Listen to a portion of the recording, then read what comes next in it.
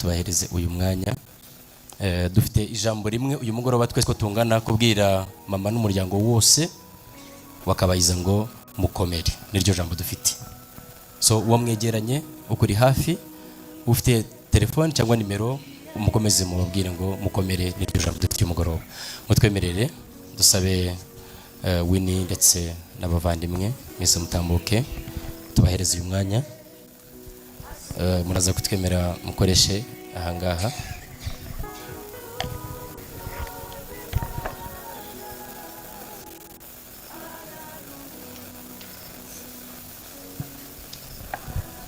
Murakoze.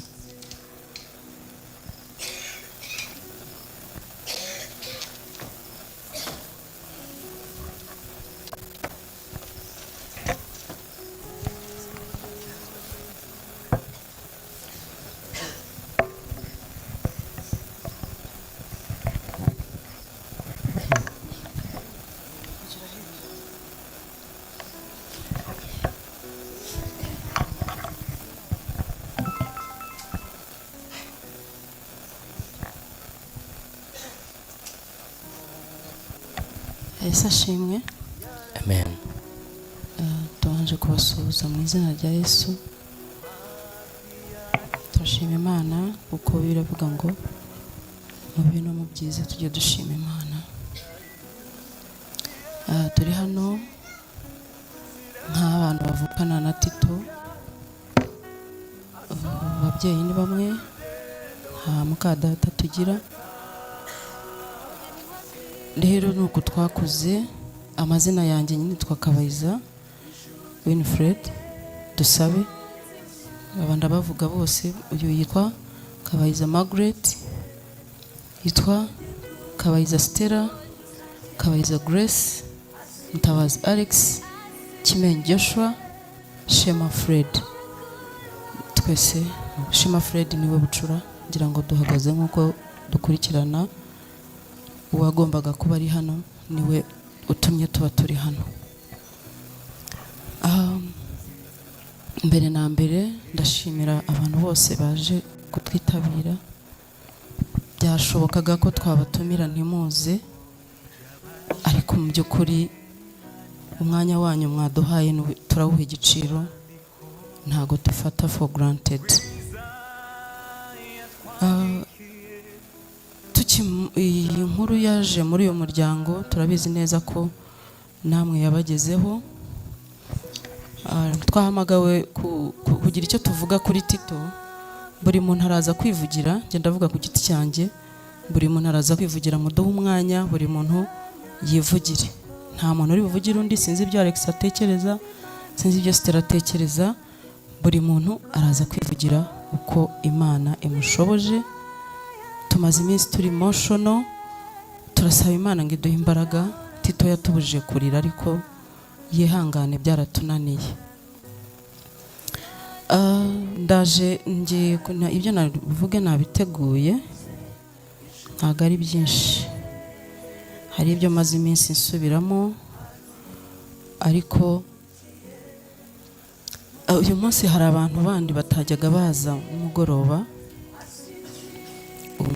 usanzwe. Iriya migoroba twacagamo hari abantu batajyaga baza. Ikintu cya mbere ngiye kuvuga ni muri rusange ukuntu nabanye na Tito. Buri muntu araza afite uko yabanye nawe, nanjye mfite uko nabanye nawe. Tito turakurikirana, ariko hari ukuntu muzi b'abana bakurira hamwe bombi ari bato, indahekana, niko natwe tumeze. Yakundaga rero kuvuga ko ari we mukuru kuri njye, kandi abantu niko babizi, ariko nijye mukuru. Nubwo ntamuruta cyane, ariko nijye mukuru. Ubundi akavuga ko turi impanga, kandi abantu bakabyemera.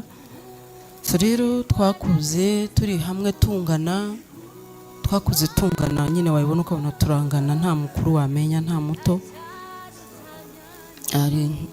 Tugakora ibintu nyine mwamwe murabizi ibyo abana bakora. Niba ari ukutumvira ntitwumvire hamwe, niba ari ukumvira tukumvira hamwe. Abantu bari bahari nababwiye ukuntu badutumye ku mugezi aho badutumye turaharenga tujya ahandi. Aho handi twakundaga kujyayo kuko hari kwibuga, abantu bakundaga kuhakarabira b'abakobwa bambaye ubusa, nicyo cyatujyanyeyo. Namwe rega mwarabikoze, ntabwo ari twe gusa.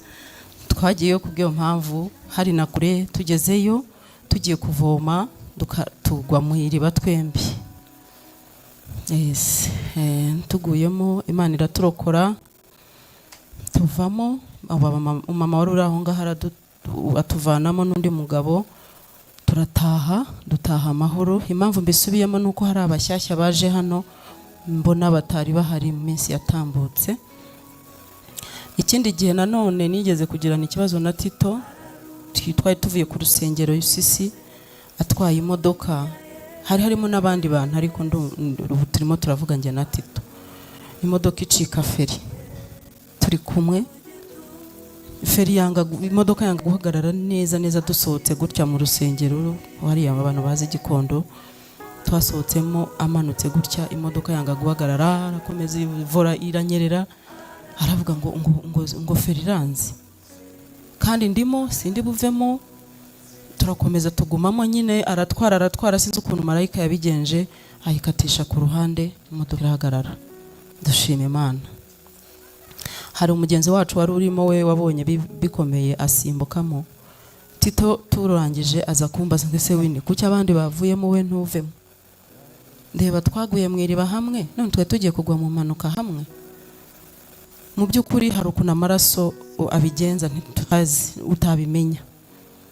So rero nubwo wenda abavandimwe batabura utuntu bapfa two gushwana, namwe murabizi, ariko Tito hari ahantu twabaga turi inshuti, hari ibyo twagendaganagamo, hari ibyo twahuzagamo, niyo twashwanaga nitwe twiyungaga, nta muntu wajyaga atwunga cyane. So rero turashima Imana yamuduhaye iyo myaka amaze mikeya, kandi turababaye ko imutwaye kare. Ntago ndi butinye kuvuga ko Tito akenyutse, ntago ntinya kuvuga Tito arakenyutse. Ntago iriya myaka yari yo kuva mu mubiri, mama gihari, kandi mama nawe ntago twifuza ko agenda, ariko Tito nawe arakenyutse. Abashumba bari hano turaza gusaba ko mudusengera umwuka wo gukenyuka wenda bigarukira aho ngaho, baba ku bana be, baba ku bavandimwe, ntibizongere kubaho. Tito yakuze atarwaragurika nk'abana ko barwaragurika, yari ari strong, yari afite umubiri uri strong, afite n'imbaraga kundusha, ndetse no mu mirire nge nari inyanda, we atari inyanda, niko nabivuga. Twajya no mu kazi bakadukatiraho dukora, we akahakora mbere, nge nkatinda kubisoza nkaza no kubisubiramo. Yakuze azi gukora imirimo yo mu rugo, nka guteka, gukoropa, gukubura. Twese twebwe hano twese uko mutureba, iby'abakobwa n'abahungu twese turabizi, uriya mukecuru n'uwabitwigishije. Ndashimira mama, papa yitabye Imana, mama afite imyaka 35, njyewe nigaga muri senior 1, Tito yigaga muri P5 ngira ngo cya P6 gutyo. Urumva aba bandi bose bari batoya. Mama yahagaze mu mwanya we n'uwacu n'uwa papa, araturera, adushyiraho igitsure. Umva, ntago byari ibintu byiza, ariko ubu ngubu nibwo tubona ari byiza. Icyo gihe ntago byatunezezaga uburyo yatufatagamo, kandi ari umubyeyi, ngira ngo byabaga ari ngira ngo byabaga ari nka defense mechanism, umuntu usigaye wenyine, ari umugore, yangaga ko twaba babi. Kandi mu by'ukuri Imana yaradufashije, iraturinda. Papa yanywaga inzoka n'itabi, ariko nta mwana n'umwe hano wanyweye inzoga n'itabi. Muduhere Imana icyubahiro. Aho ngaho nta mbaraga za mama zirimo, iyo dushaka tuba twarabikoze, ariko ni imbaraga z'Imana, ntabwo ari izacu, ntabwo ari iza mama. Si uko tudafite inshuti zibikora ibyo byose, twaranicaranaga nazo bakanywa tubareba tukagenda. Ntabwo ari imbaraga zacu mu by'ukuri, naba mbeshye. Ikindi ngiye kugaruka ku burwayi bwa Tito, ariko uburwayi bwa Tito reka munyemerere mbuvugeho nyuma. Ndavuga ku umuhigo yari yarahize n'Imana. Tito muzi ko mbere yabaga i Kigali, aza kubona akazi i Kibungo, yimukira i Kayonza. Ageze i Kayonza niho yarwariye kuriya muzi mwese murabizi ko yarwaye, maze iminsi mbisubiramo. Rero icyo gihe amaze kurwara yagizemo ubwoba, ngira ngo azi ko aribwo agiye gutaha, ariko buriya Imana ntabwo uko ireba ariko tureba. Aza guhiga umuhigo, yarambwiye ngo yahoraga arota ngo Aposo, yahoraga arota Aposo amubwira ngo wangaruriye umwana wanjye hano wamujyanye. Tito ajya gukora ubukwe yabukoze dusengera UCC, ni naho yabyariye. Uwo mwana we Aposo yavugaga ni Mutesi, amubaza wangaruriye umwana wanjye wamujyanye, ngo akambwira ati nzagaruka. Yambwiye ati nabirose inshuro 3. Arambwira ati rero ubu nahize umuhigo n'Imana, ninkura muri ubu burwayi nzasubira munsi y'ibirenge by'umushumba wanjye masengeri. Buriya nitujya dusenga tujye tumenya nuko dusenga, hari igihe Imana igusubiza. Tito mu by'ukuri agiye kubagwa muri Faisal, ntabwo yari afite ibyiringiro, yari azi ko ari bupfe, ko n'abaganga baramubwiye ngo gukira kwe ni 25%, ngo 85% ni ugupfa, ngo kwiseta yirakomeye. Yararwaye, yari yaraturitse umutsi wa yota, umutsi munini uvana amaraso ku mutima we wari waraturitse. Operation yayo rero ngo baravugaga ngo 80%,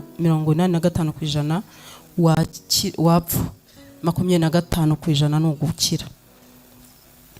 Icyo gihe abaganga baje kumusinyisha impapuro agiye gukorerwa operation, yarababwiye ati mufatane mu biganza nsenge mbere yuko nsinya. Abaganga bageraga kuri 6 barafatana mu biganza, atitayeho ngo uyo yizera gute. Tito arasenga, abaganga bararira, arababwira ati go ahead, ndabizi ko Imana yanjye hari, kandi niyo nataha ndabizi ko ndi busanga umwami. Icyo gihe ndabyibuka bari bamuhaye rendezvous yo kubagwa saa 12 za nimugoroba. Aposo arampamagara, nari ndi ku Gisimenti, arambwira ngo isuri kumwe na Tito. Ndamwe ntago turi kumwe. Arambwira ati genda ujye kumureba, ndumva mu mwuka akeneye kumva ijwi ry'umushumba. Nahise mfata moto njya Faisal. Tito ndamubwira nti Aposo ambwiye gutya na gutya. Arambwira ati mu by'ukuri nabishakaga ariko nari nabibuze. Ndamuhamagara, aramumuha. Umukozi w'Imana arasenga, aravuga ati nari nabonye mu kirere cy'umwuka harimo umwijima, harimo igicu cy'umwijima kibuditse. Hano ntago twizera kimwe, ariko abizera Imana murimo murabyumva. Arambwira ati nari nabonye igicu cy'umwijima kikavarinze ahantu uri bujye kubagirwa, atari ko bivuyeho, ntago bari buvuye ku iseta. Icyo gihe nari kumwe na mudamu wa Bishop Samedi, twari kumwe muri Faisal. Bishop Samedi ni sebukwe wa Tito. Icyo gihe nawe barabimubwira.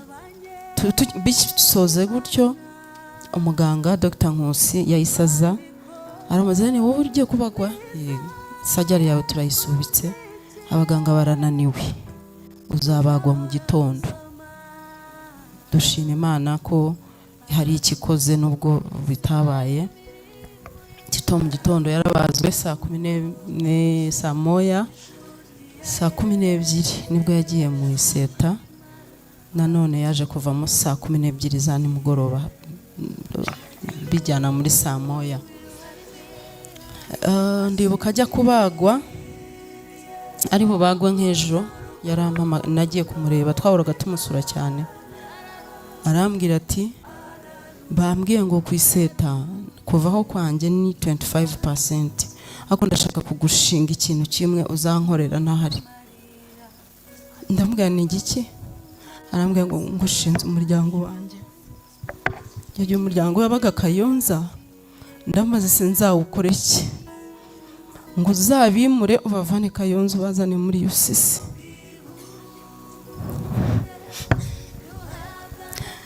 Icyo gihe ndambwira Imana izanshoboze, kuko na Mutesi ntibyashakaga. Mu by'ukuri ndashima Imana ko byakozwe, Tito hari akabibona. Yaje kumara kubagwa, agira complications za nyuma yo kubagwa. Nkabona agiza kwivuza avuye Kayonza, urugendo rurerure. Ndamubwira ngo wakwimutse ukazi nawe ukajya wivuza uturutse hafi. Arambwira ati nta bushobozi mfite. Ubushobozi narabushatse nk'uko yari yarabimbwiye. Ndangije Tito ndamwimura Kayonza, Imana yo irabizi, nawe yarabizi, araza atura inaha. Ndashima Imana ko icyo cyakozwe, akagenda abizi ko cyakozwe. Amaze kugera inaha yahaboneye n'umugisha, nibwo yabonye transfer ijya mu Buhinde, kuko yari afite ikibazo cya infection, yagize infection amaze kubagwa. Infection iba nyinshi cyane, turuyoberwa byari byo, bahita bamuhereza transfer yo kujya India.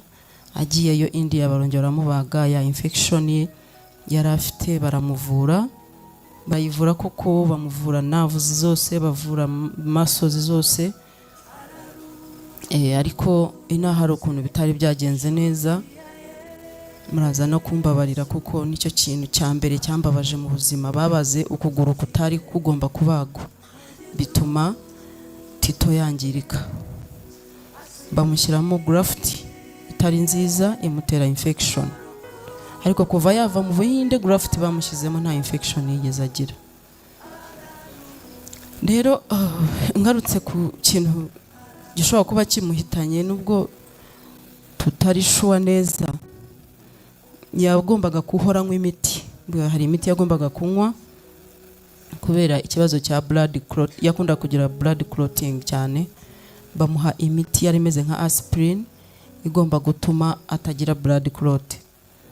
Iyo miti rero hari ukuntu iri strong, yangiza umwijima, ku buryo ari na crise yagendaga agira zigaragaza ko umwijima we wangiritse. Nta hepatite, nta cancer, nta kibazo cy'ibyo ngibyo yagize, ahubwo umwijima we warangiritse, nk'uko ushobora no kwangirika n'urutoki kandi rutarwaye izo ndwara. Wangiritse ntiyabimenya, aza kubimenya too late, abonye ibimenyetso. Akajya ajya kwa muganga kwivuza, bakabikaruma akagaruka, akajyayo bakabikaruma akagaruka. N'ejo bundi rero byabayeho ajyayo, twese twari tuzi ko ari bugaruke nk'ibisanzwe. Akubisoza Imana imucyuye. Ntabwo rero twari twiteguye ko agenda. Nkeka ko nawe we yari yiteguye maybe, ako twebwe ntabwo twari tubyiteguye. Urupfu rwa Tito rero, Imana uburwayi bwe nabuvugiyemo ubwo byarangiye. Ndashimira inshuti zanjye zabanye nanjye, kuko yageze mu Buhinde bamaze kumuvuga ibyo bavuraga, basanga nerves ze n'amasozi byarangiritse kubera babaze ukuguru batagombaga kubaga. Nazo biba ngombwa ko bazivura, bamwongeza ukundi kwezi. Icyo gihe nka family imbere twari twamufashije, aragenda, biratugora ku inshuro ya kabiri. Nitabaje inshuti zanjye bose ndimo ndababona hano, ndabitabaza, bakora contribution. Imana nyagasani ntago nabifata nk'ibisanzwe. Imana yo mu ijuru izabaho umugisha, ko nje nta kintu nabona nabitura. Hari abari hano, hari abadahari. Nakoze urubuga byihutirwa bimeze nka emergency, barakontributinga, tubona amafaranga yo kwishyura aho Tito yararaga, ibyo yakonsomaga n'itike y'indege, kuko twagombaga kongera kuyishyuraho make. Harimo inshuti zanjye n'abandi bari mfite inshuti zabo, baraza kuzishimira. Ikindi turashima Imana, ndashima Imana kubw'umushumba wacu Apostle niwe wise ririya zina Tito. murabizi ko yitwa Yuda cyangwa Jude mwese, ariko niwe wamwise Tito.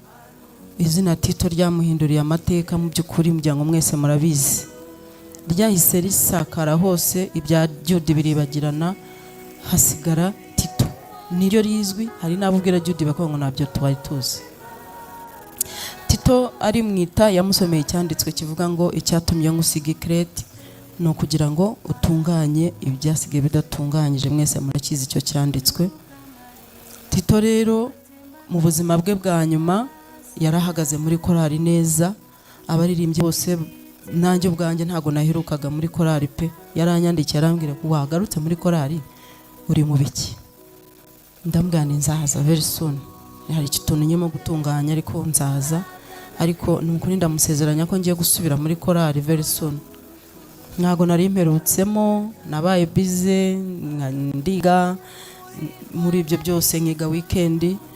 Umushumba ndabimubwira, Tito arangije avuga ibyo wiga ntago birangira, washatse nk'umwanya muto ukajya muri korali. So rero ndamusezeranya ko ndaza gusubiramo ko ni umuhamagaro wanjye. Ikindi ndashimira umushumba wamwise iryo zina ryatumye ahindurirwa amateka. Buriya amazina batwitangira ngo nayo araturema. Iyo bakwise izina hari ukuntu rikurema, nawe ryaramuremye mu by'ukuri. Turabibona nk'umuryango, tubona Tito yarahindutse, usibye kuribwa n'umubiri, ariko mu myitwarire, mu gakiza, Tito yari yarahindutse bitewe n'izina yiswe. Imana yamuhinduriye izina. Ikindi cya kabiri cyo nongeraho, Tito ndibuka twapfushije umuvandimwe witwa Humuza, benshi hano baramuzi, yapfiriye muri UK.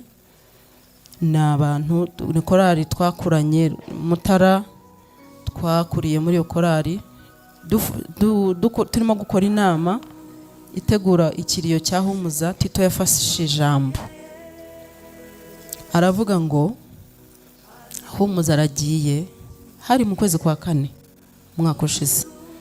Aravuga ngo Humuza aragiye, ariko ndagira ngo mbatangarize ko Imana yambwiye ko hari undi muntu ugiye gukurikiraho.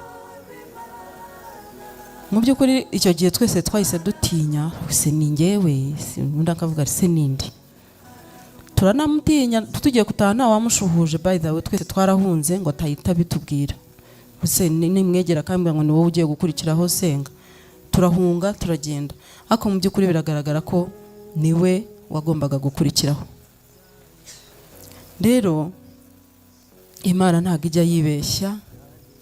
Nimugoroba hari umukozi w'Imana watubwiye ngo impamvu Tito yasaruwe ari umuririmbyi w'umuhanga. Twe turimo turabyibazaho, ariko Imana yabikoze ku bushake bwayo, ngo kubera ko igihe cyo gutwara itorero cyegereje, Tito yatwawe kugira ngo ategure korali. Ariko nanjye aho ndibaza, si korali yo mu ijuru ntago bafite amajwi meza ku buryo Tito ari ujya kubatoza, cyangwa bashatse kugira ngo agende bamwinsatingemo nawe afatanye nabo? Aho nanjye ndabyibaza, sinzi umuntu uri bunsubize.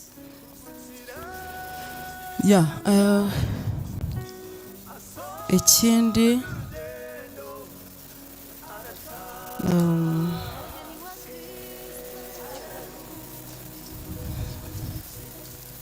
ndashima ko umuhigo yahizeho kugaruka UCC amaze gukira yawuhiguye.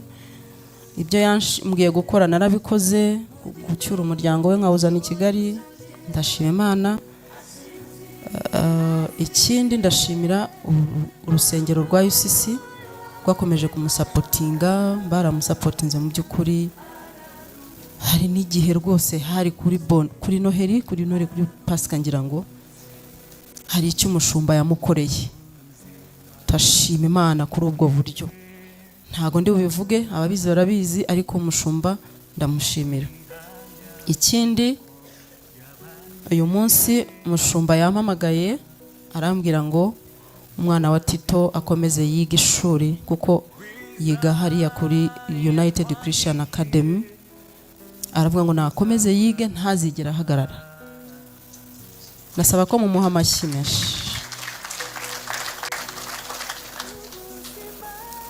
murumva ko Imana ikora ibintu byayo ifite n'igitambo ku rundi ruhande.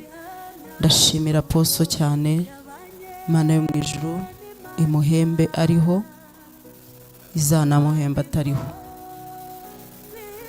Ikindi nanone mperukayo,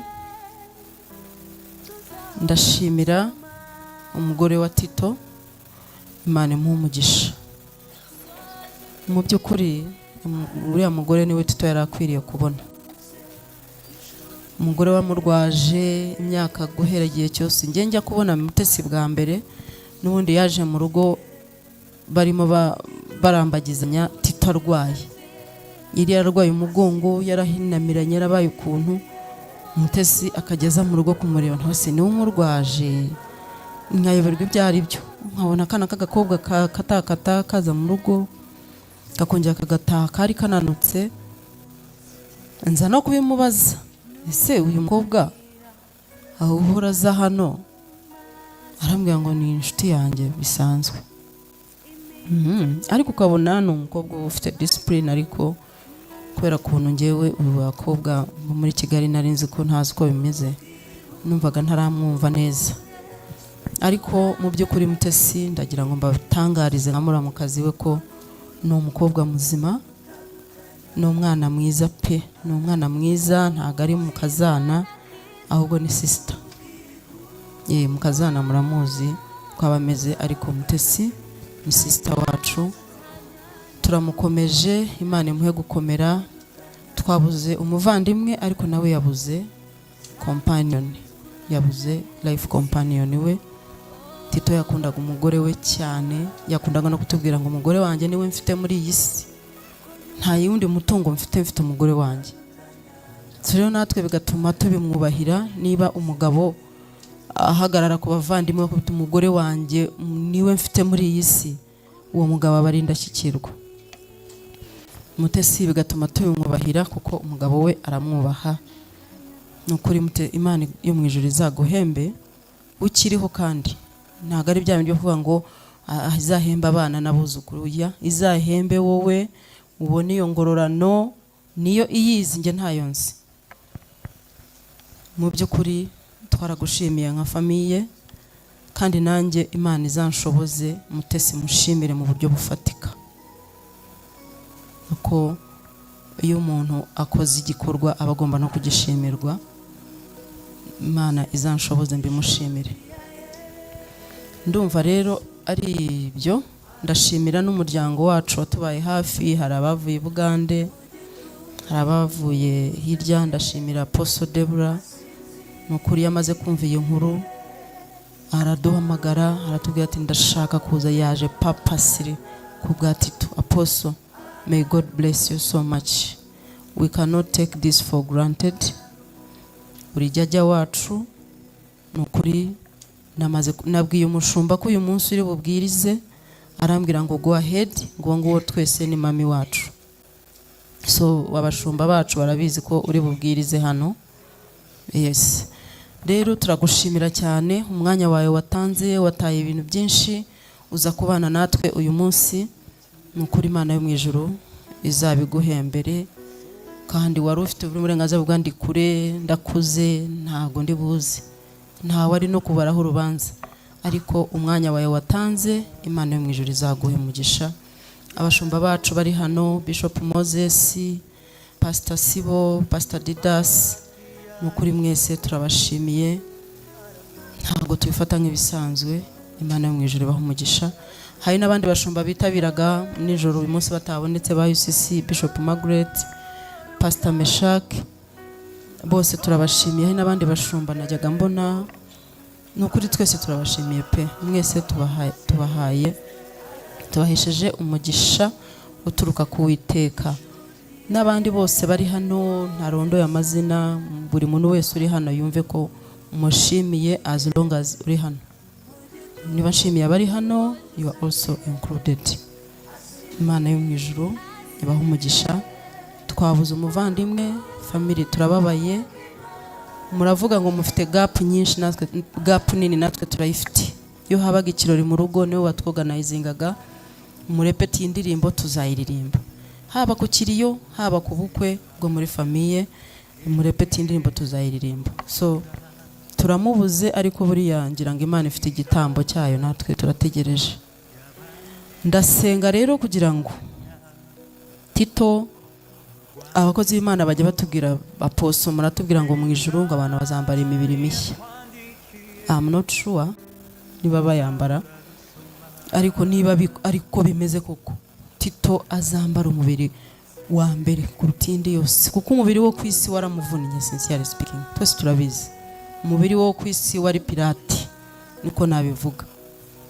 Umuntu kugenda agabaho atishimye, akabaho ashinyirije, n'ukuntu yabaga smart ukabona yabaye, hari ukuntu yaje kuba deforme. Ni ukuri Imana izamuha umubiri wa mbere wa karite, nawe yumve ubwiza bw'umubiri mwiza. Murakoze, Imana ibaho umugisha. Yesu ashimwe. Yesu nashimwe cyane. Amazina yanjye bayavuze, njye nta bintu byinshi nshaka mfite kuvuga, ariko ndashaka gushima Imana ko nashoboye kurwaza Tito inshuro nyinshi zitandukanye. Tito yampfiriyeho inshuro zirenze imwe. Tito yigeze kumfiraho turi Kayonza, ndi kumwe na Mutesi umudamu we, harapfa neza, mbona arapfuye. Umudamu we twari twicaranye mukurura umusatsi, nyuma aza gusaba amata. Hari umugabo Sarongo azana imodoka ngo tumujyane, ndababwira tutaravuga ati, akajya agira gutya atavuga azunguza intoki. Nyuma ahembutse asaba amata, njye mbereye hafi ko ntabona ahantu nahera. Tito twamuhaye amata icyo gihe arahembuka, aza kongera kurwara araremba, ari Faisal. Ahembutse iteka ryose Tito, ntago Tito yari musaza wanjye bisanzwe. Tito yari inshuti yanjye, na famille barabizi ko twari inshuti, twari close cyane birenza ibindi byose. Hari igihe ajyaga yicara akambwira ati akumbuye story zanjye, utuntu twinshi tuziranyeho ntavuga. Tito akansengera, Tito akankundira abana, akasengera abana banjye. Najya nko gukora nk'ikintu, rimwe na rimwe akampamagara akambwira ati, Mega, hari ikintu runaka nabonye, icyo kintu kirinde cyakugiraho ingaruka, nkakireka. Rero Tito yari inshuti yanjye cyane. Niyo yajyaga arwara akaremba, ninjye muntu wa mbere banzaga kubimenya, nkabimenyesha abavandimwe bose, nkababwira nti Tito ari muri situation imeze gutya. Tito yagiye Faisal amaze kuva muri koma, abwira madamu we ati, mpamagarira Mega. Naragiye nsanga ntameze neza, ndamurwara. Akambwira ngo ndwaza gisirikare, ngo uri muranterura cyane, ngo uri murambabaza, ngo ubundi ngo ndaguhamagariye iki, ngo ariko ngo nabona nshoboye uyu mwanya ndimo. Noneho ejo bundi Tito aza kurwara, umwana wanjye avuye ku ishuri ajyayo, yajyaga ava ku ishuri akambwira ati, ndashaka kujya kwa Uncle Tito.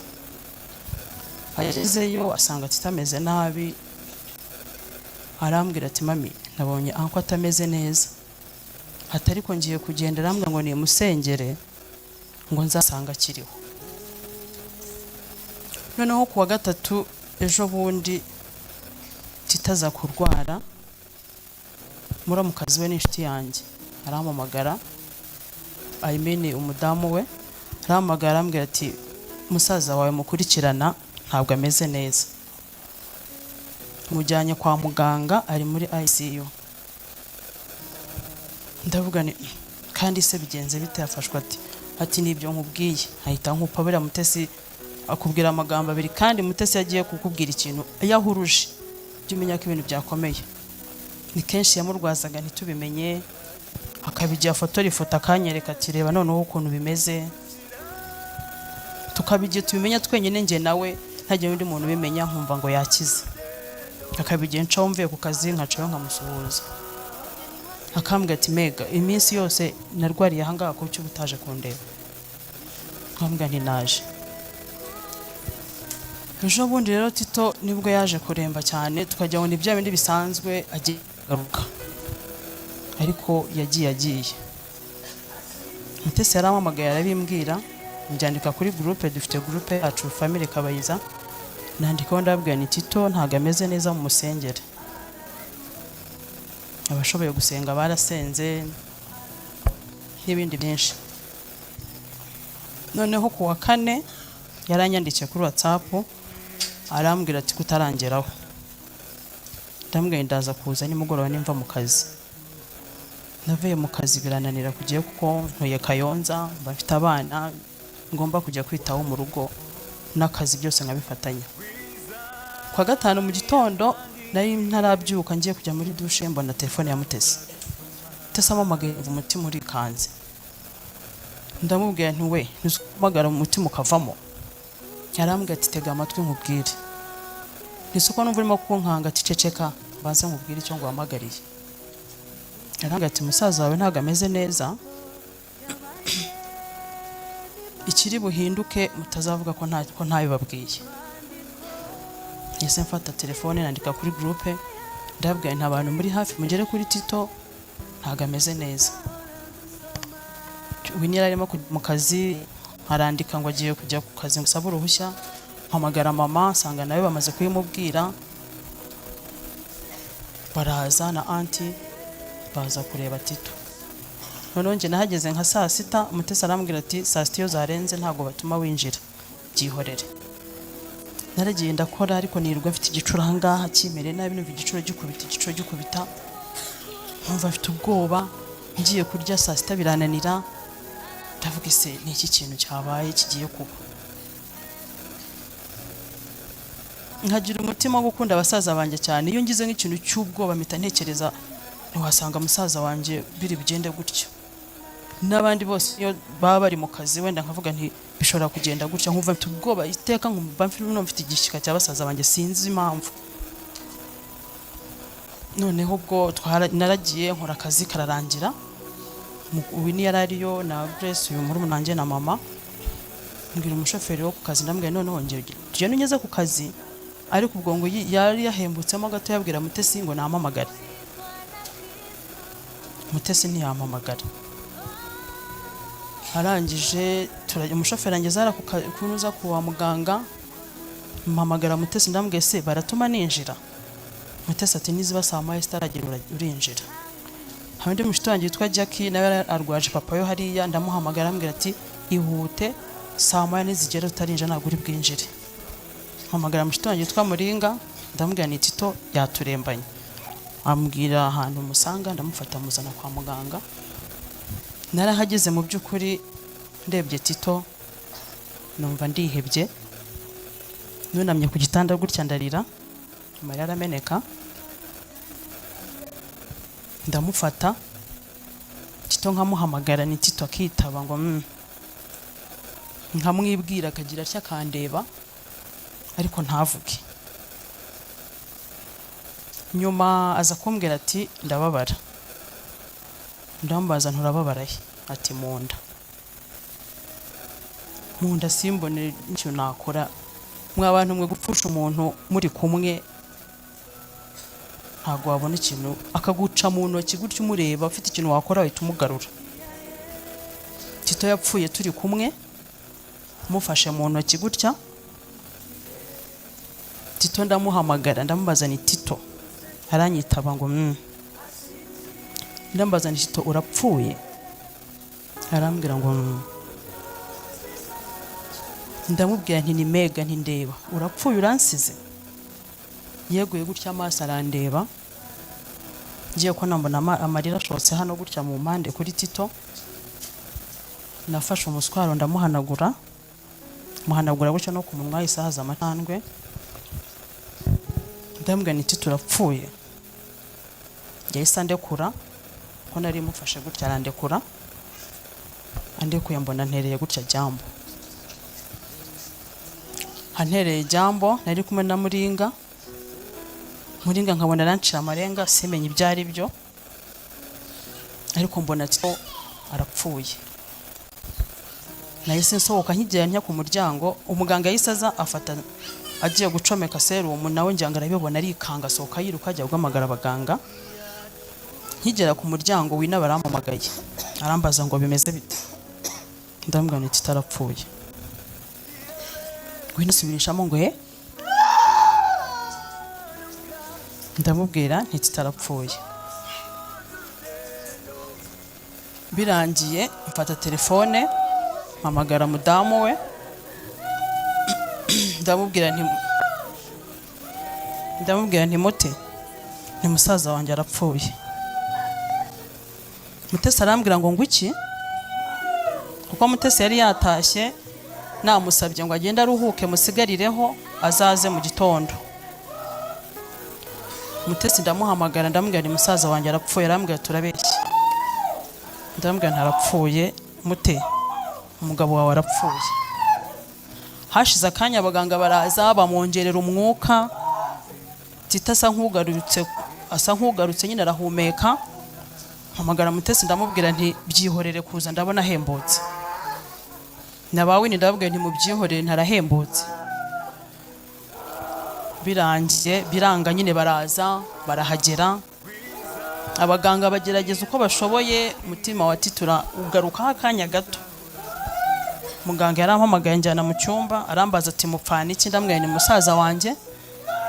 Abaza mugenzi wanjye twari kumwe aramubwira ati ni mubyara wanjye. Haratubwira ati umutima wa Tito tugerageje kuwugarura, uragarutse ariko nibyo akanya gato. Ndamaze se muga ikintu kirimo kwica musaza wanjye ni igiki? Yarambwira ati indwara nta n'ubwa mbere tuyibonye. Ati turakeka ko bishobora kuba ari imiti yanyoye, kandi imiti yagombaga kuyinywa kuko yatayinywa ntago abageje kino gihe, ariko igisubizo kiri buve nyuma y'ibi ngibi mu cyakire mwihangana. Bamushyiramo imyuka arakomeza arahumeka ariko ukabona ni ibyuma byahumekaga Tito we yari yamaze gupfa. Nyuma turasohoka tujya hanze, arongera umutima urongera arekura, bongeramo umwuka, bamusigamo baragenda. Nza kwinjiramo mpagarara hejuru ya Tito, mufashe ku birenge, sanga ibirenge byabaye barafu, intoki mbona zizinze zabaye gutya. Mukoraho umubiri wose numva Tito ntago arimo guhumeka, ahubwo bya bintu bari bamucometse nibyo byagaragaga ko ahumeka, ariko Tito yari amaze gupfa kare. Naragenda mwegera mfata hano mu ijosi rya hano, mbona ntago hatera. Mbwira Winnie nti umugabo yapfuye kare. Ibi ngibi bane baratubeshya. Oxygen bamushyizeho yahagaze, nta kintu irimo gukora, Tito yapfuye. None umuganga niba yarambonye akabona nabimenye, arambwira ngo madamu wari hehe? Ndambwira nari hanze. Ati muhamagare. Mpamagara madamu we ndambwira nti abaganga baragushaka. Mutesi yaraje, ahageze baransohora, nyine bajya kumukansoringa. Nkanjye nk'umuntu ufite undi muntu wigize kumfiraho nabonye, nahise mbona ko Tito byarangiye kare. Umuganga nawe wari uhari aravuga ngo vere ari. Ubwo mbasohotse hanze ndira, abantu bose nibwo bahise bamenya ko Tito apfuye, bibaye confirmed ko apfuye. Shaka umuntu mpamagara ndamubura, mbura ahantu nafata, mbura icyo nkora. Mfata telefone mpamagara Richard, ndamubwira ni Richard, Tito arapfuye. Richard yo kabyara, Imana ijye imuha umugisha, yaradutabaye, araza yirukanka, hageze asanga ibintu byakomeye.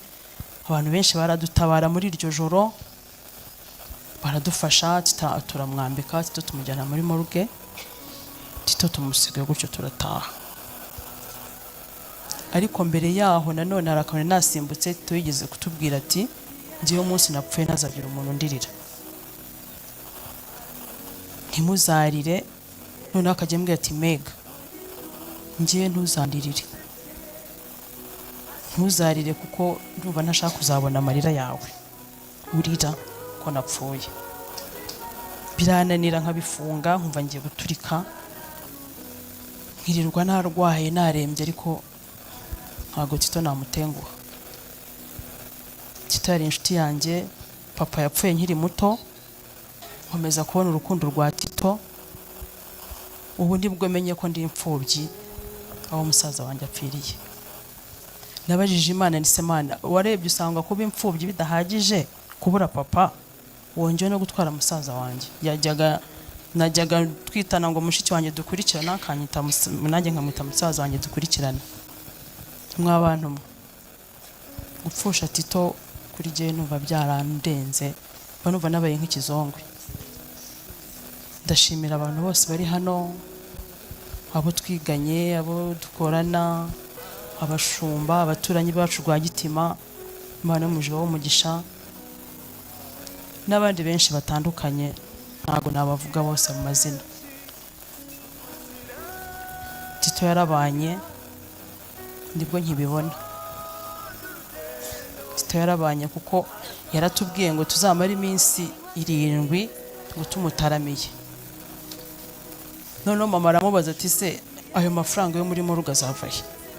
Tutaravuga ati ngenzi ko Imana yanjye nakoreye itazankoza isoni, muzanabona amafaranga mbe nawo muyashyira, kandi abantu bazaza mu kiriyo cyanjye bajye barya bagende bariye banyoye, kandi ntimuzamenya abantu birimo guturuka.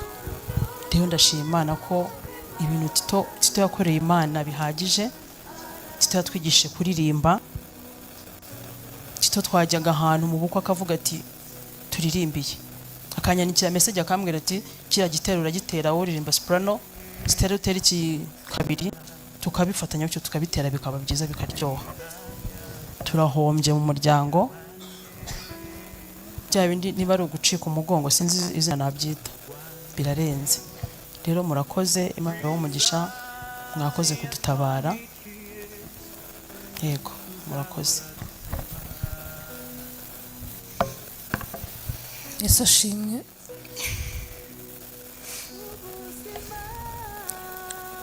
Nanjye ntabwo nabura icyo mvuga, muranyihanganira ntabwo meze neza. Mbere na mbere ndabanza gushimira abantu mwese mwadutabaye kuva ku munsi wa mbere. Umuvandimwe wacu atuvamo mwabanye natwe,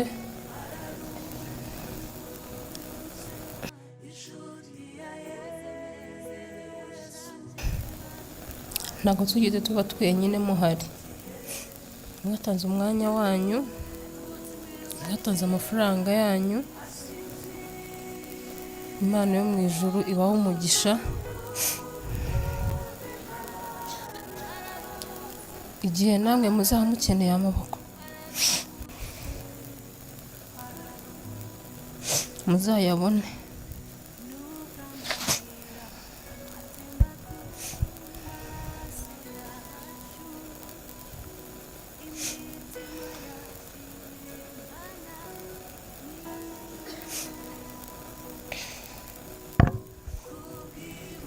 Aha muri telefone yanjye mfitemo voice note ya Tito yampaye.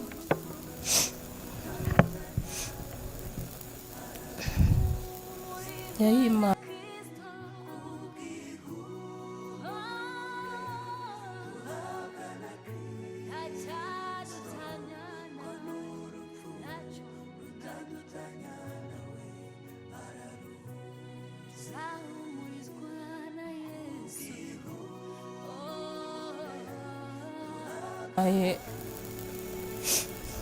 ejo bundi ku munsi w'abagore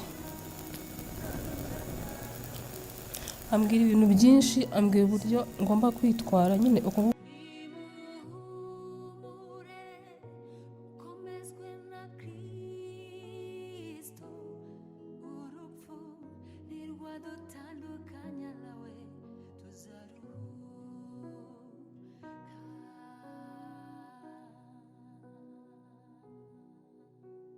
kumeze. Yarambwiye ngo wirinde amamoto, ngo wirinde ibintu byose byinshi. Asoza ambwira ngo wirinde agahinda ko mu mutima. Mu by'ukuri ntabwo nari nzi ko ari uzakantera, kandi ambwiye ngo nkirinde, ariko ndagerageza gukomera kugira ngo nubahirize ibyo yambwiye. Yajyaga abyuka buri munsi buri gitondo akanyandikira mesaje ambwira ko yarayanekereza, warifuza kumbona ariko bitewe n'ahantu ntuye kure nibe ngombwa ko tubonana.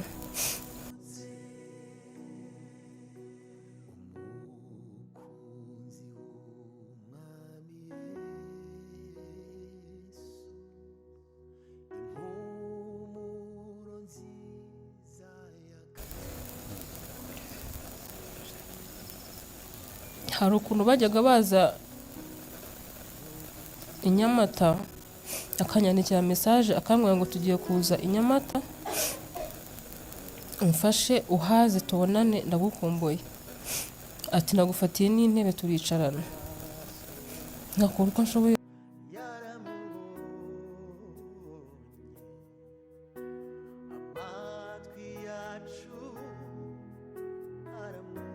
kose nkagenda tukabonana, twasoza iyo barimo kugenda akanyandikira mesaje ati nakubonye ndishima, tubakoze kuza. Mu by'ukuri Tito yari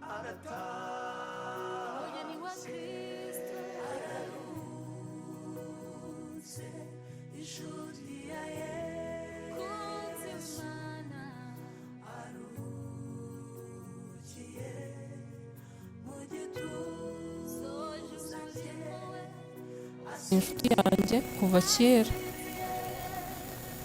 Mutesi ngira ngo arabizi, mu bantu twese tuvukana Tito ajya gushakana na Mutesi ni njye wa mbere yamweretse.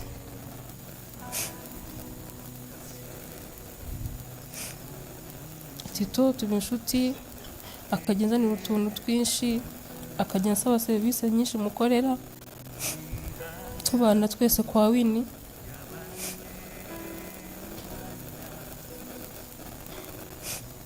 Ariko mu by'ukuri biragoye kwakira ko tutazongera kubonana nawe. Yarakoze kutubanira neza. Ejo bundi yigeze kwandika mesaje mu kwezi kwa 10, ayandika muri gurupe yacu.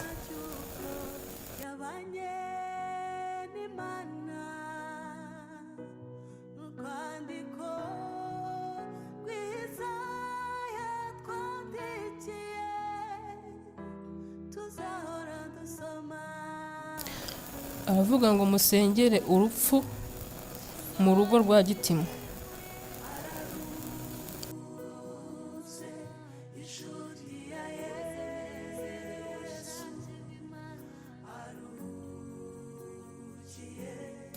Ejo narabipositinze, bamwe barambaza ngo ibyo bikuye kandi niwe wabitwandikiye, atubwira ngo sinaremeretse kuvuga kuri runo rubuga, ariko mesaje mbahaye muyiha agaciro.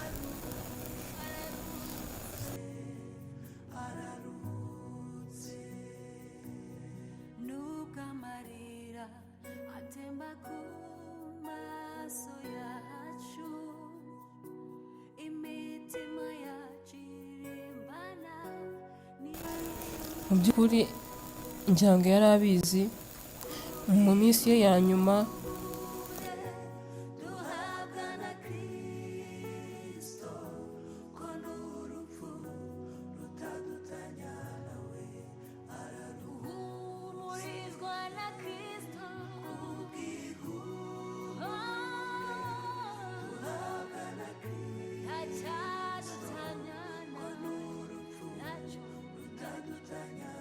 Yariteguye, yakubwiraga ikintu ukumva neza neza byanze bikunze kigiye kuba.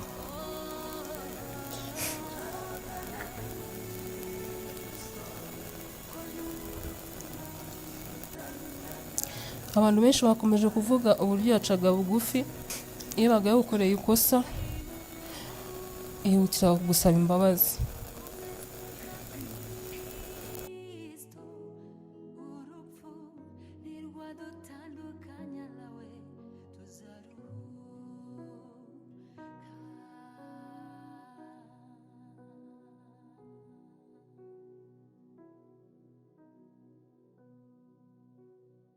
icyo kintu yari agifite. Ukabona umuntu w'umugabo arapfukamye imbere y'umwana amanitse amaboko ati mbabarira, akagusaba imbabazi. Ntekereza ko uko yasabaga umuntu imbabazi ari nako yihutiraga gusaba umwana Imana imbabazi. Tito arwara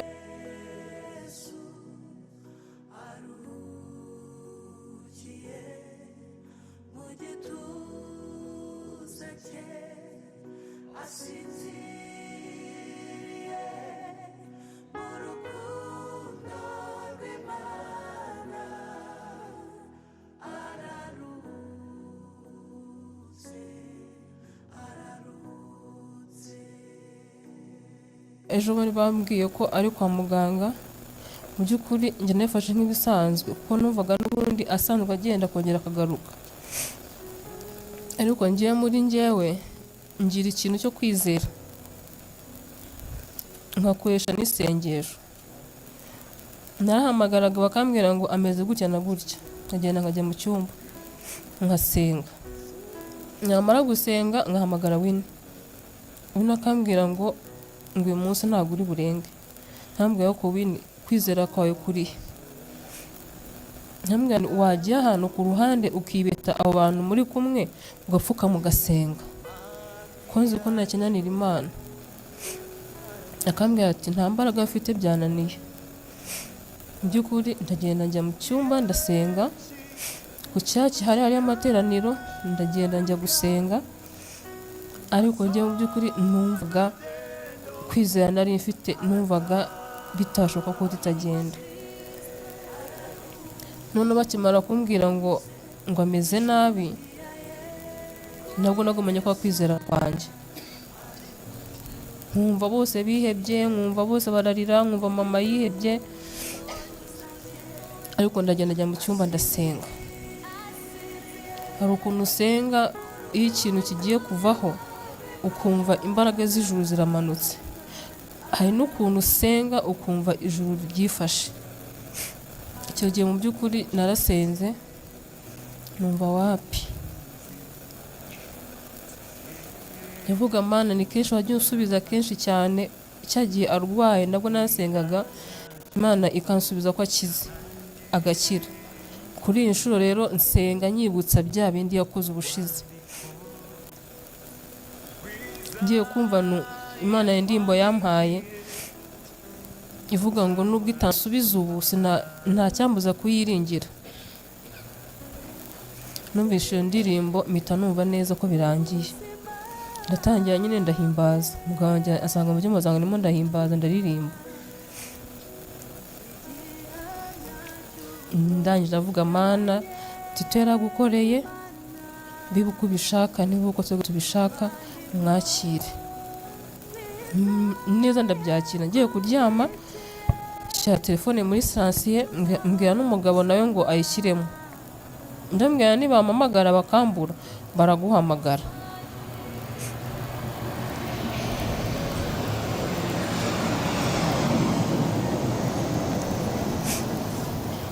Noneho mu gihe ntarasinzira ngiye kubona mbona nyine mama arampamagaye arabimbwira.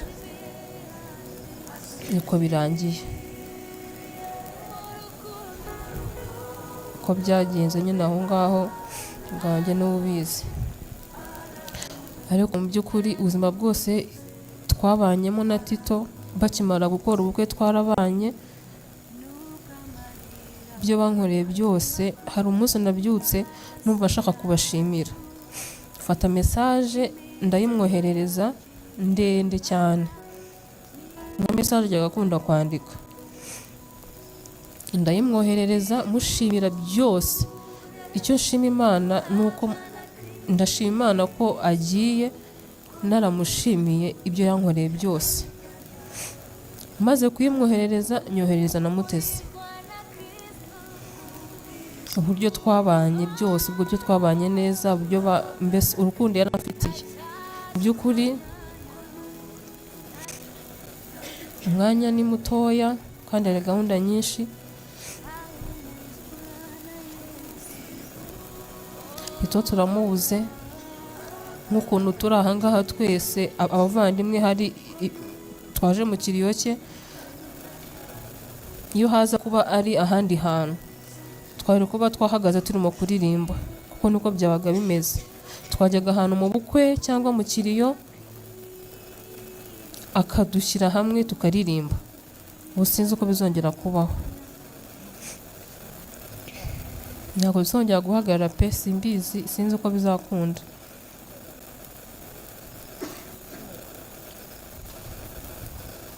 Nanjye ntabwo nasoza nashimiye Mutesi. Mutesi warakoze kuza mu muryango wacu, kandi warakoze guhagarara mu mwanya wawe, warakoze kurwaza Tito, wabikoze nk'inshingano zawe, byari mu nshingano, ariko mu by'ukuri hari aho abantu bigera nko ku rwego Tito yagezeho bakagenda, ariko warahagaze.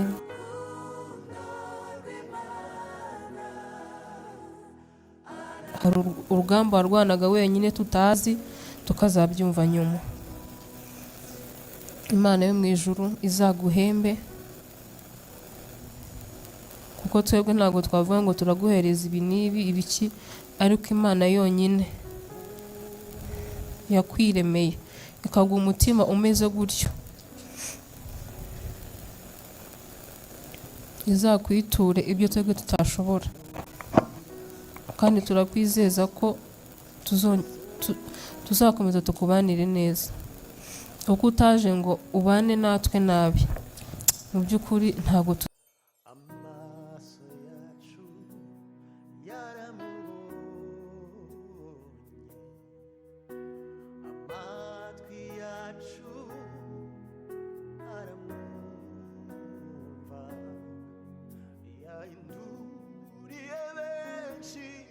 tuzabana nawe nabi. Musaza wacu aragiye, ariko arakudusigiye, kandi twakubonyemo imbuto nziza.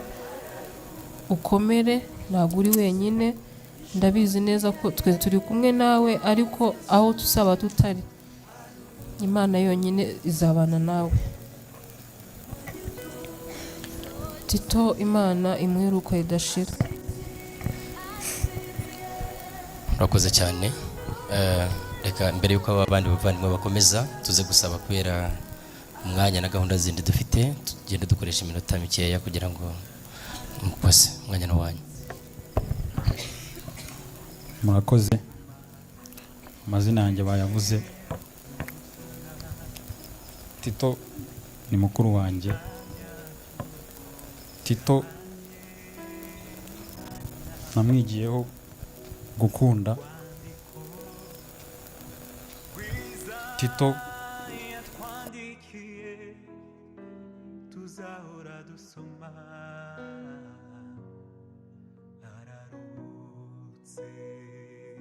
kuva mvutse kurinda ngana gutya nta munsi n'umwe nigeze ngongana na Tito. Nta kintu yigeze ambwira ashoboye kugikora ngo ndeke kugikora. Tito yari intwari nk'uko mwese mubizi muteraniye hano. Tito inshuti yari afite, tuzakomeza kubana nazo mu buzima bwa buri munsi, tuzakomeza kumubera hatari, dukomeze tubane n'inshuti ze ndetse n'inshuti zacu. Ndashimira mama kandi mwihanganisha, akomere, turahari twe dusigaye. Ndongera nshimire Winnie, sister mukuru wacu. Winnie yarashatse, arubatse, ariko nta kibazo twese uko turahanga dushobora kugira ngo tukimubwire ananirwe kugikemura agishoboye. Winnie, Imana iguhe umugisha kandi turi kumwe, kandi ukomeze kwihangana. Mutesi muramo wacu, nawe komera, turahari. Mukuru wacu aragiye, ariko tuzakomeza kukuba hafi, turagukunda kandi tuzakomeza tugukunde. Ndihanganisha mama wa Mutesi, nawe komera mama. Ndihanganisha abavandimwe ba Mutesi bose muri rusange, mukomere. Nubwo umugabo wa muramu wacu agiye, ntago kubyo ibyo byose yamukoreraga nta na kimwe kizahinduka, ubuzima buzakomeza, ntago buzahagarara.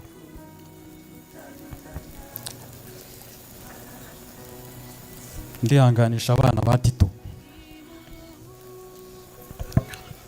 Tito agiye hari ibintu byinshi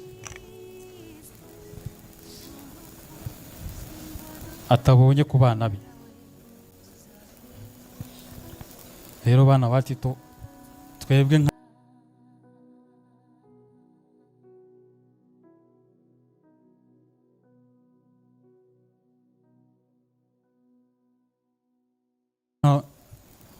aba anko banyu turahari, nta kibazo muzagira. Ndashimira inshuti zose z'umuryango, ndashimira inshuti za Mutesi babana mu buzima bwa buri munsi, baturanye. Dore ngaba bicaranye nawe, aba ngaba ni inshuti ze babana mu buzima bwa buri munsi. Ikibazo cyabaga twajyaga kukimenya, inshuti ze zakimenya.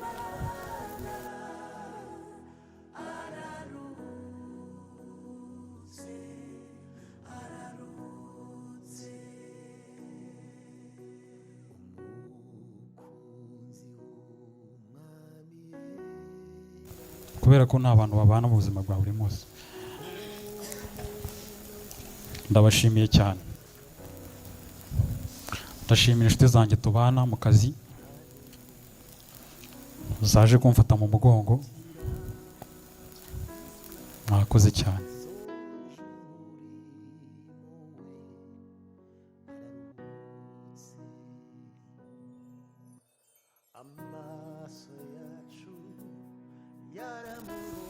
Ndihanganisha amakorari yose Tito yayoboraga yaririmbagamo, urusengero yasengeragamo. Mwihangane mubuze umuntu ukomeye cyane w'intwari.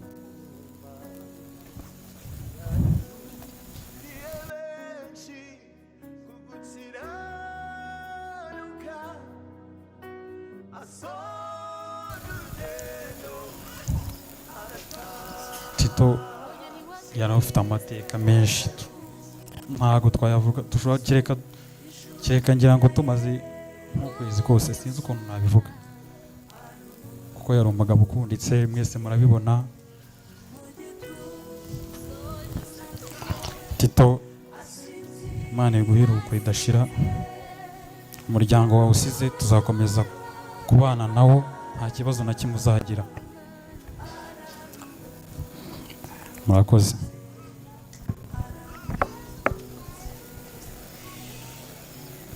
Murakoze. Mwiriwe. Nitwa Kimenyi Joshua. Icyo mfana nawe bakivuze kare. So ndashima Imana ko turanga tutaremeye Tito umunsi nk'uwo wanyu.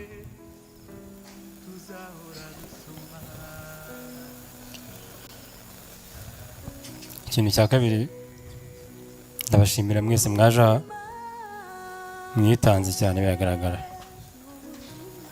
Ako mutagize muraza, tuzaza natwe.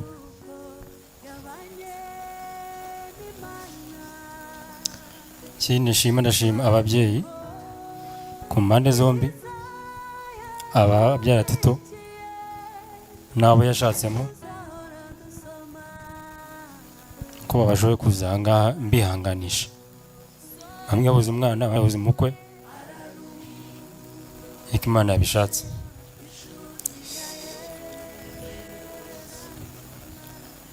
Ndashimira itorero rya UCC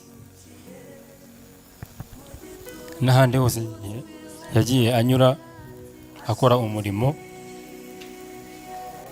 Imana yamutumaga.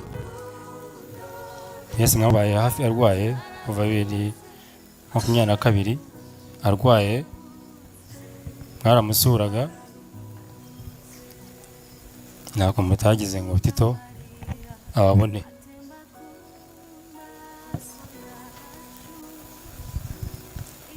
Ndashimira abaturanyi be, umuryango wa Sarongo, ntahaguruka umugabo Sarongo barabanye, babanye mu byiza mu bibi, ariko barabana. Ndagushimira.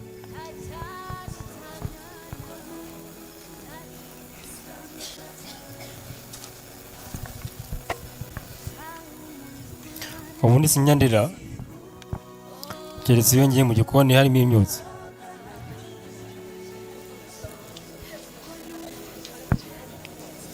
Cyangwa se nkakata ibitunguru iyo natetse. Ariko umugabo yambabaje.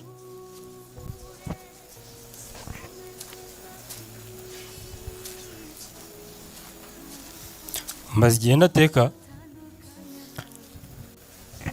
bivuze ngo mfite amarira menshi, ariko ay'umugabo muzahajye mwese murabizi. So mwese ndabashimira cyane, hako hari umushimira cyane ntazibere Murenzi.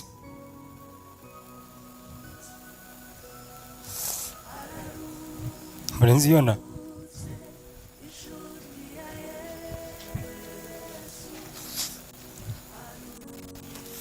uyu mugabo twahuye twiga muri kaminuza.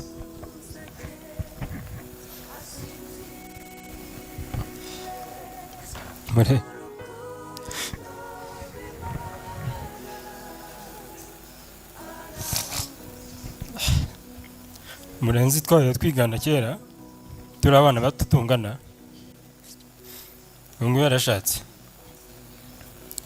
haciwe imyaka myinshi tudahura, ariko Murenzi anyeze ko twabanye. Wakoze subireyo. Ibyo yankoreye niwe ubizi, nawe mwese murabizi. Simubizi? Imana imumugisha Murenzi. Ndashima Imana cyane ko yamaye abantu. Uyu munsi nayibonye n'iminsi ingahe 7 yose mwarakoze kutambeshya.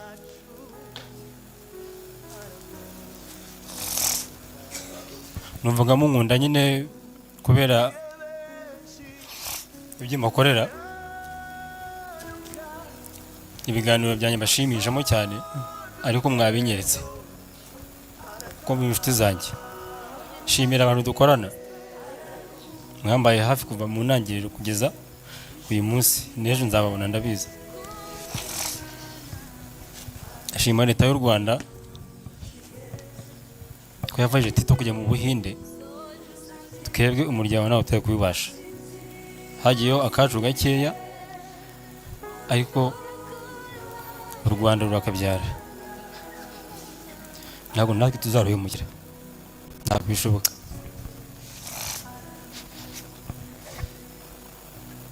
Shima cyane Pastor Meshaki, sinamubona,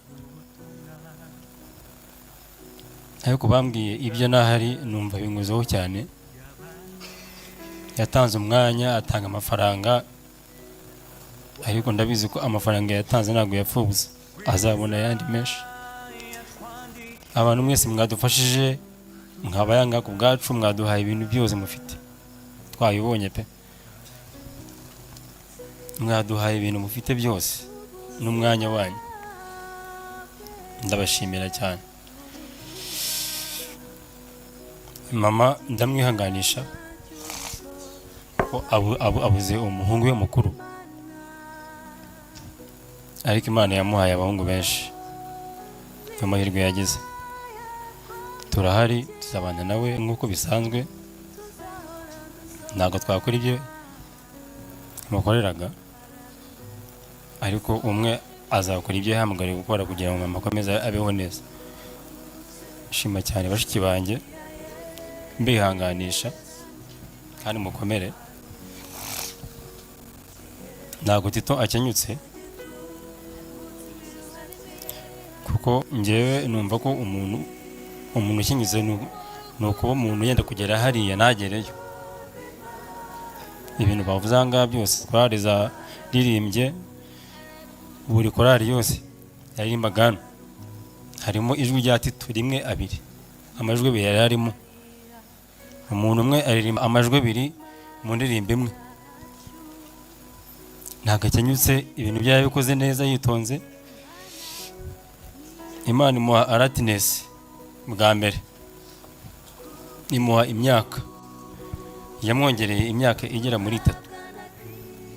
Gusa njyewe nabagaho nizeye ko cyangwa niteguye yuko anytime nzamvuga ibi ngibi kuri Tito cyangwa se abandi, kuko nabamenye utanga undi. Kuko ndibuka neza umunsi bapanga kumujemo kiriya kintu yari yambaye imbere harimo ahagaze, njyewe umunsi njyewe wamurwaje. Bavuga ko umuntu wambaye ayota ariko itari iya nyayo atajya arenza imyaka 7. Babiganiriye mbyumva abaganga, uwo munsi njye wari uhari. Babiganira mbyumva, avuga ati imyaka 7 ubu ningi nigirenza, mfashe umuntu ubu ngubu none aha ngaha imyaka 7 ayisunike. Nawe wari ubizi, ariko njyewe nari mbyiteguye ko 7 nishira akiriho nzashima Imana, iri tarashira. Ariko ndayishima cyane ko imutwaye mu gihe cya nyacyo, yamuhaye igihe cyo kwitegura, ariteguye Tito. Tumwakire, tumusezereho, ubwo aheza ni mu ijuru. Ariko mwese ndabashimira cyane kandi bizeza yuko nimukenera Kabayiza, famille Kabayiza nkuko mutubona n'ubu tuzaboneka, nta kibazo gihari. Tureke guhungabana, famille mwihungabana. Twe n'ubwa mbere tubuze umuntu tuvukana tuzi ubwenge, n'ubwa mbere, niyo mpamvu byatugoye cyane. Twari 8 tubaye 7, n'ubundi 7. Hari ikintu twakora kugira ngo ahari nawe yishime ko turi abagabo. So reka mbashimire cyane, ubwo ejo turi kumwe namwe, Imana ibahe umugisha. Murakoze Joshua, dukoreshe iminota nk'ibiri gusa. Murakoze. Mbanje gushimira abantu mwese muri hano, inshuti zanjye, inshuti z'abavandimwe banjye, inshuti za mama n'abashumba mwese. Mbanje kubitekerezaho mbona navuze kuri Tito nabamenutse. Tito yari inshuti yanjye, kubera ko ari nanjye muntu twajya tugongana cyane mu mafuti. Kera tukibana naramubeshyaga akansiga mu rugo, ugasanga nsanze nk'iremera akambona naramubona.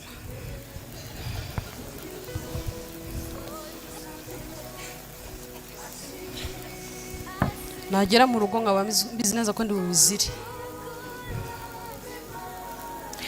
Umunsi umwe sinzi ikintu kigeze kuba, ndabacika ndagenda njya kuba jyenyine, aza kunkurikirana, ndimo gukingura, maze gukingura mbona ndi inyuma.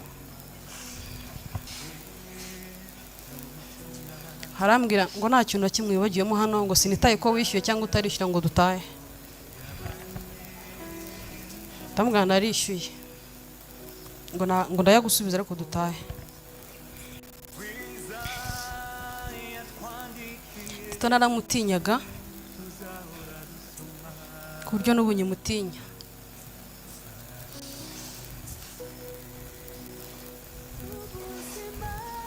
natinye no kumureba arimo gupfa, kandi abizi ko yumvaga ko mari.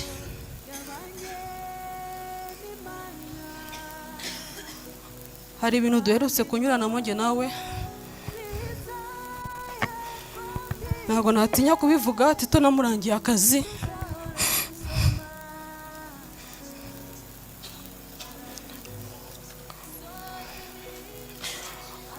arangije arambwira ngo ndabizi ko wampaye kano kazi, komeza ukandindiremo, ntukajye uvuga ko ndwaye batazanyirukana, ndashaka akazi. Buri munsi yaharwara akabwira bosi we, kuko arinze apfa na bosi batararebana mu maso, ninjye wari umuzi. Akajya abwira bosi we ngo ndwaje umwana, mugasubiza komeza kubwira bosi wawe ko urwaje umwana kugeza ryari, ngo jya umvugira ngo uvuge ko ndwaje umwana kandi madamu ataba mu Rwanda. Ndambwira Tito, urabizi ko bakuza abantu bose, ubu urambwira ngo mbeshya nabeshya kandi ukajya mu makwe bakakubona. Agahita ambwira ngo ngo vuga ibyo nkubwiye, nkabivuga nk'uko abimbwiye.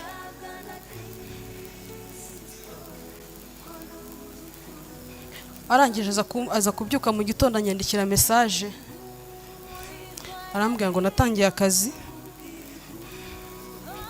gusa nshaka kukubwira umushahara mpembwa, ngo ariko nzaguhemba.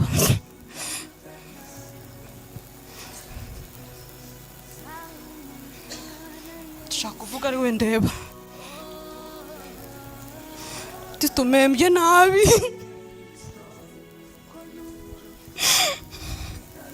igihembo maye ntabwo ari cyiza.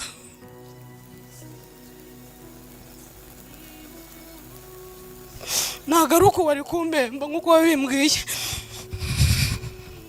wari kumereza ikindi kitari icyo.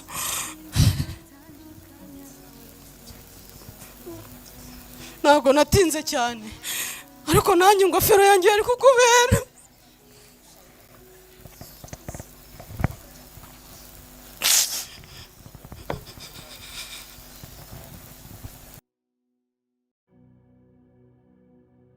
Mbabarire ko warwaye simite nkugeraho, ariko mu rukerera nari nakurose kandi najya nkurota. Narakurose mbura amahoro, narakurose mbura ibitotsi.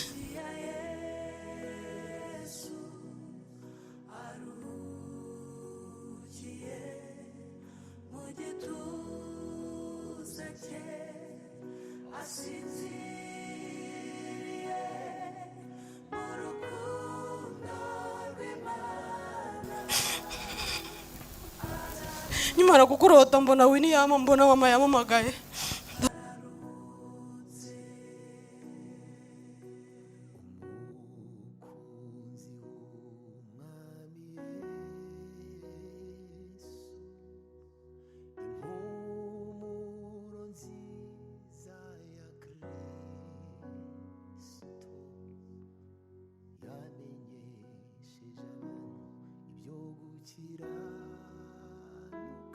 Vuga mama katajya amagara ya masaha kucya amamagaye. Mbyutse nsanga Winnie yamamagaye. Biramamagaye ndambwira tujye kwa Tito. Ndambwira ntago ngiye Tito yapfuye. Ngo ntago yapfuye, ngo hapfuye ngo umugabo ngo wa Mukamutara. Ndambwira ntago ari byo Tito yapfuye ko namurose kandi sinjya murota. Grace ukomere.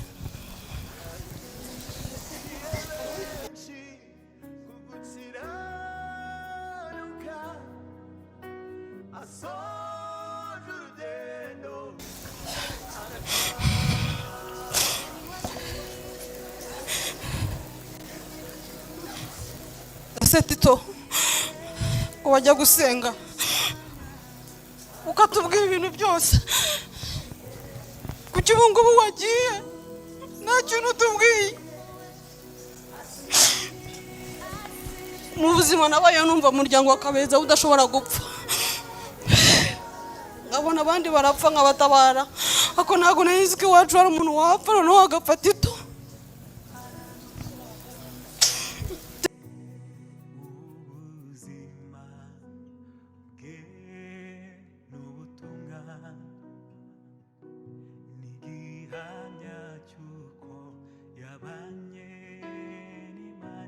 ntabwo nari gufata mikoro mvuga ko wapfuye, nari gufata mikoro mvuga ibindi, ntabwo nari gufata mikoro mvuga ko wapfuye.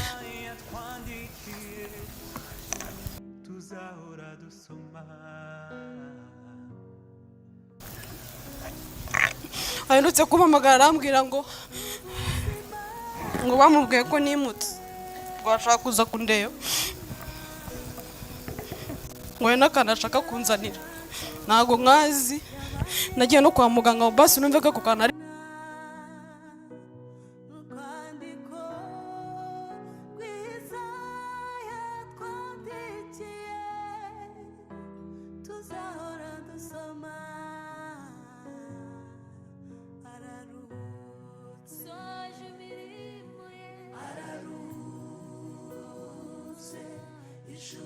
bukambwire, ariko yarinze afata akambwiye.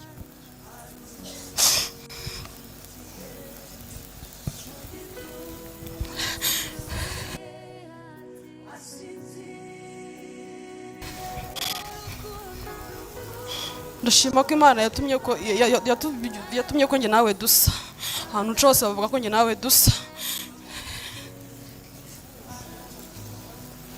Warakoze gusa nanjye, ariko urahemutse kunsiga njyenyine.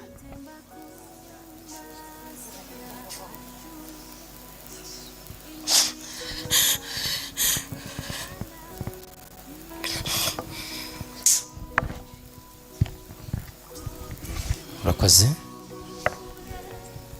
mukomeze kwihangana. Yesu ashimwe. Ntabwo byoroshye, ariko hamwe n'Imana ndakomeye.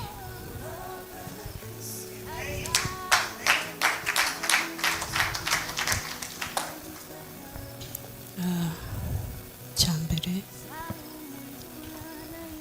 ndashima Imana ko turi bazima, ndashima Imana ko idukomeje,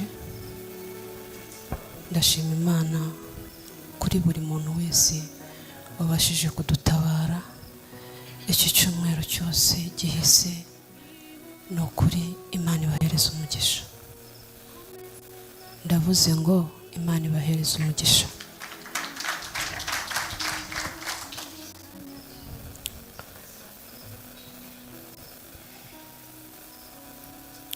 Ndavuga gato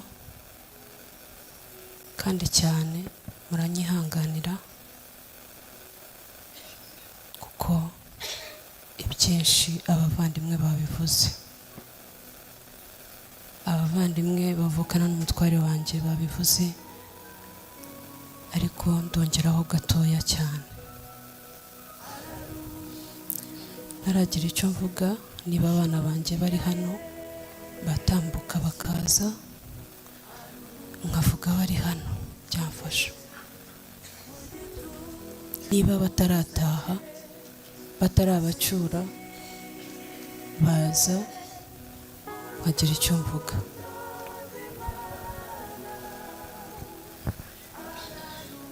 Patience, Afia, Keila, mutambuke muze hano. Ndasaba Sarongo Murangira atambuka aze hano. Urambabarira, ndakubaha, urabizi. Ndasaba Jessica aho uri hose unyegere hano.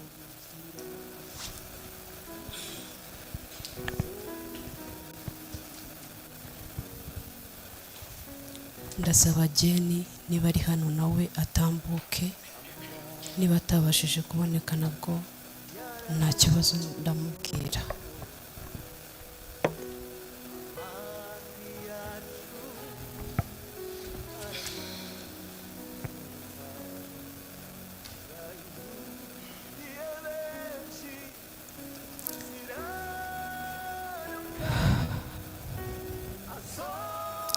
Urugendo rw'umuntu cyangwa se urugendo rw'uburwayi bwe,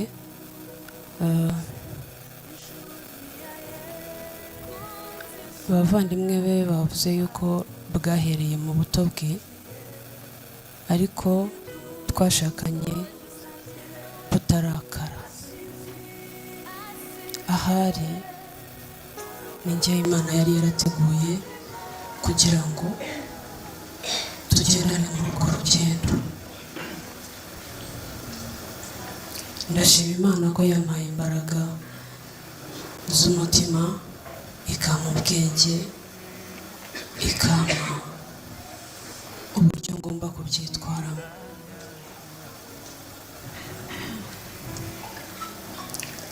Tito mwese muramuzi, uwataririmbiye yamuyoboreye ubukwe, uwatayoboreye ubukwe yayoboye ubw'umwana we, uwatayoboreye ubw'umwana we yamufashije mu buri buryo. Ndashima Imana ko azi kubana. Yajyaga bimbwira ati umunsi navuye muri uyu mubiri uzabona Tito wari we. Imana ishimwe ko buri muntu wese wumvishije iyo nkuru yabashije gutabara. Imana ibahereza umugisha.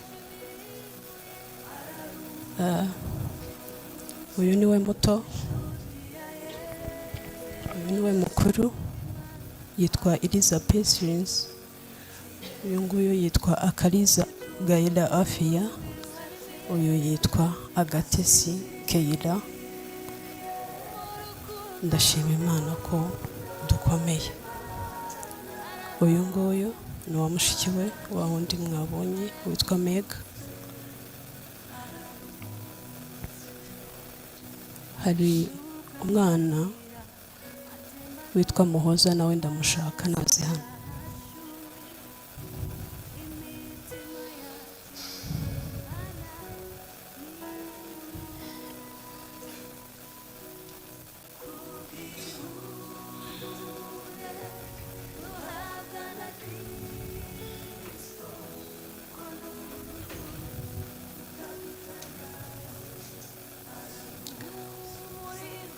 Uyu mwana mureba yaje mfite inda y'amezi 5 y'uyu mukobwa. Imana iramuduha, nta babyeyi agira, nta muryango. Imana imushyira mu biganza nawe, ariko uburwayi bw'umutware wanjye bwose uyu mwana arabuzi, ububabare bwose aba bana banjye bose barabuzi. N'abatindiye harimo benshi batashe, ariko reka mvuge ku byo nateguye kugira ngo ntabakereze.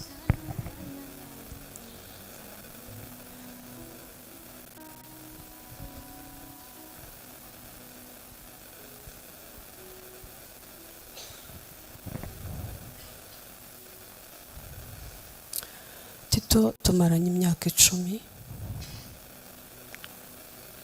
Muri iyo myaka 10 arwayemo 5, uyu wari uwa 6. Yarababaye bihagije, umubiri waramubabaje. Nkuko mwumvishije urugendo rwe rwo kurwara, twafatiwe i Kayonza, turarwara bikomeye cyane bitunguranye. Ibyinshi Winnie yarabivuze inshuro nyinshi. Baza kumuha insimburarugingo, iyo nsimburarugingo inaha mu Rwanda iza kugenda nabi, ntabwo yamuguye neza, iza kumwafekitinga nyine ikibazo cyo mu nda, agira amashira. Muri urwo rugendo rw'ibyo bintu by'iyo myanda yasohokaga, ntabwo Tito yigeze yihakana Imana ye. Yakomeje gukorera Imana. Twaba twatashye ubukwe nk'abandi, murabizi yari smart.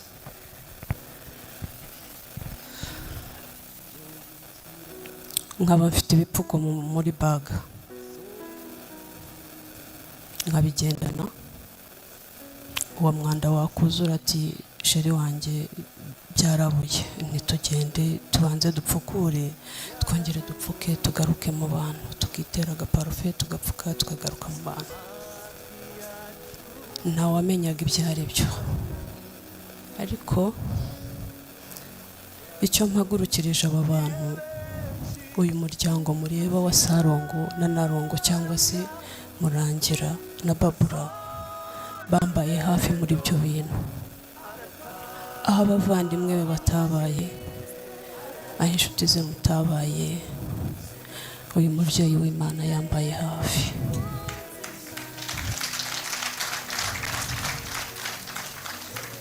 Ndabashimiye imbere y'iyi mbaga y'abantu, ndabashimiye mwambereye ababyeyi,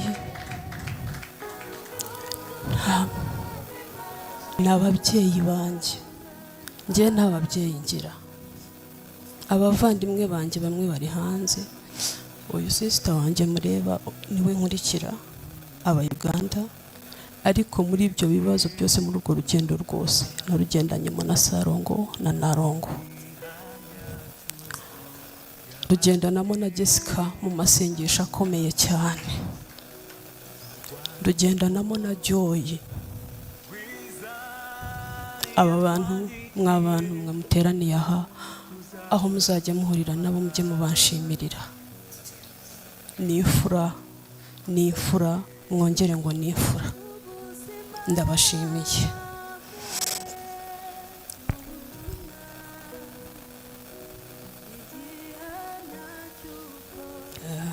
Mumbabarire, ndashimira abaganga babanye natwe muri urwo rugendo, bakoze ibishoboka byose kugira ngo ubuzima bwa Tito bukomeze bubeho, kandi koko bakoze ibyo bari bashoboye, ariko ntabwo yakenyutse nk'uko umuvandimwe we yabivuze, oya, ahubwo igihe cye cyari iki. Yakoreye Imana, yabanye neza, yakoreye Imana bishoboka kose, mu mbaraga ze nkeya zose yazikoresheje umurimo w'Imana.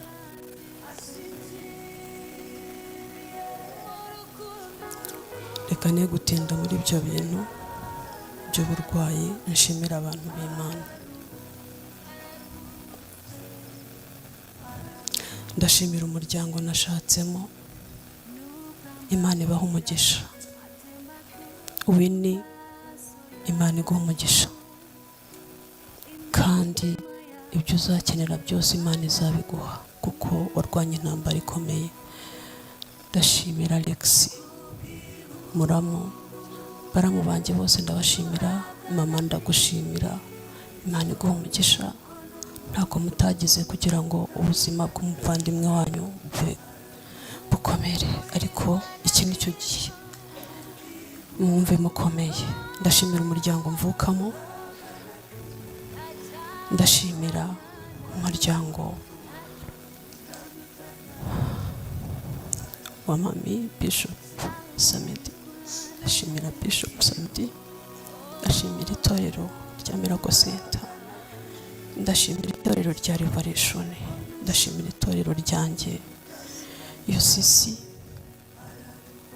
ndashimira abashumba banjye, umushumba wanjye twari kumwe, umutware wanjye ashira mu mwuka, twari kumwe ku bitaro. Ni ukuri simfite ikintu navuga ku bashumba banjye, ku itorero ryanjye. Imana ibaha umugisha.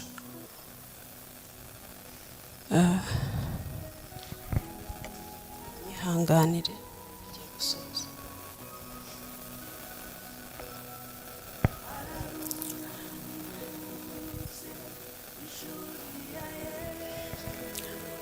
Atarava mu mubiri yari yashinze igicaniro, icyo gicaniro n'ubu kirahari cy'amasengesho. Hari itsinda ry'aba bana rivanzemo n'irya Sarongo ryitwa Destiny.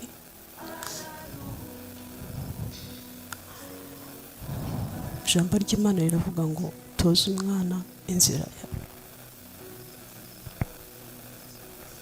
Ndashima Imana ko yasize impanuro ahaye aba bana. Hari impanuro ababyeyi dutanga tukagira ngo birangiriye aho ngaho, ariko aba bana mureba barazirikana. Niba uri umugabo ukaba uri umugore uteraniye hano,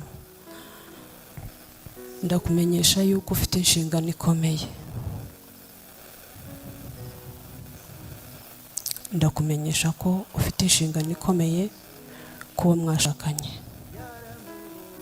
kandi Imana izamukubaza, izakubaza uwo muntu yaguhaye.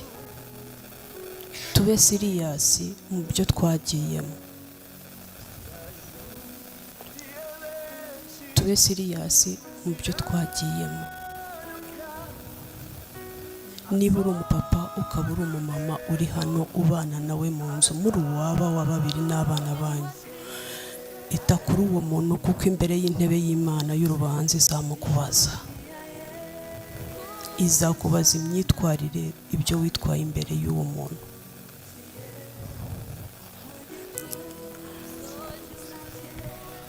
Tito yari imfura cyane, yajyaga avuga ngo ikintu cyamugusha ni njye, uwashaka gusagarira umuryango we niwe cyo cyamugusha.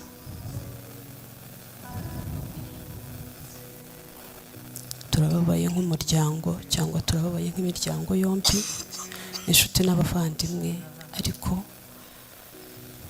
mureke duhagarare mu nshingano neza, Imana izaduhemba. Ndakomeye, ndababwira ngo mukomere, kuko natwe turakomeye, kuko nta cyabaye kidutunguye. Yariteguye, natwe turitegura.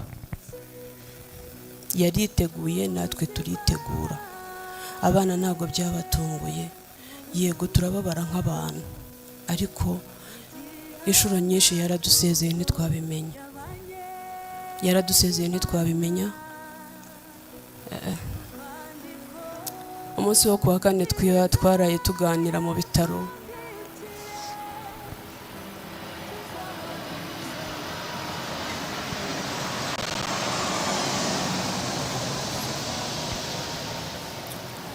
hari ibintu byinshi twaganiriye.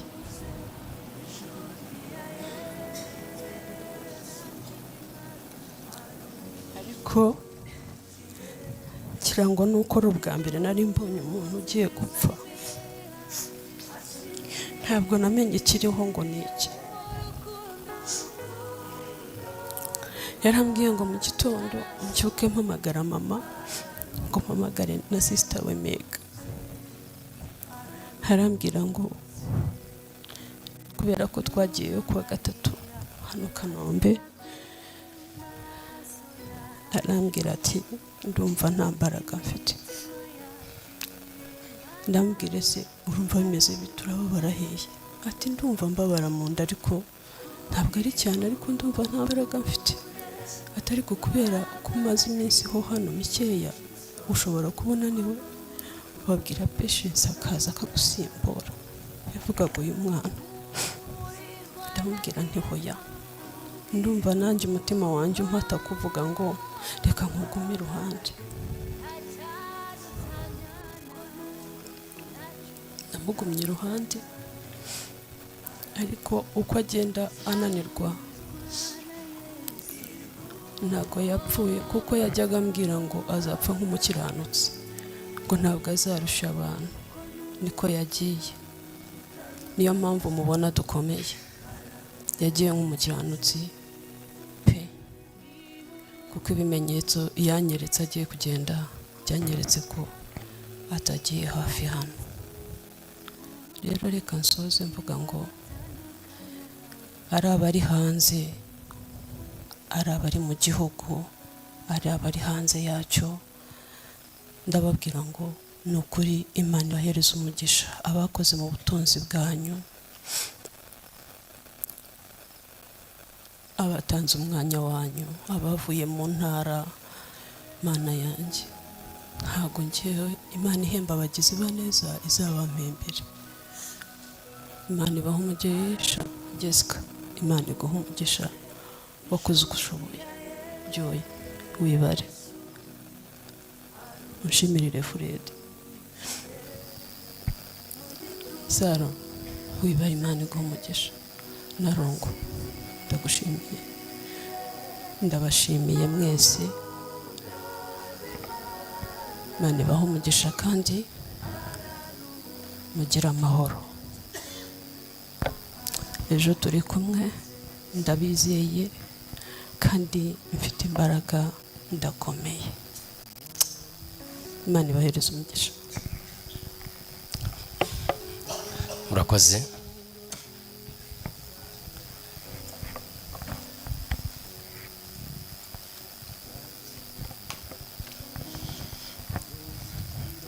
murakoze cyane.